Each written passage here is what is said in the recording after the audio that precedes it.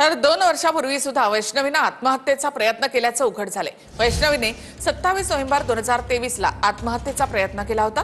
पोलिसांना खासगी रुग्णालयाकडून वैष्णवीच्या उपचारांची कागदपत्र मिळाली आहेत। वैष्णवी हगवणेकडून कीटकनाशक प्राशन करून आत्महत्येचा प्रयत्न झाला होता।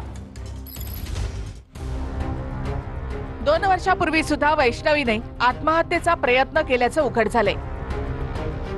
वैष्णवीने 27 नोव्हेंबर 2023 ला आत्महत्येचा प्रयत्न केला होता।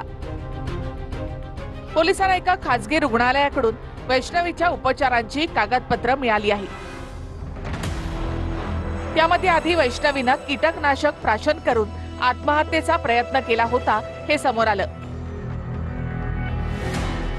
तर वैष्णवीला लग्नामध्ये दिलेलं 51 तोळे सोनं बँकेकडे गहाण असल्याची माहिती मिळते।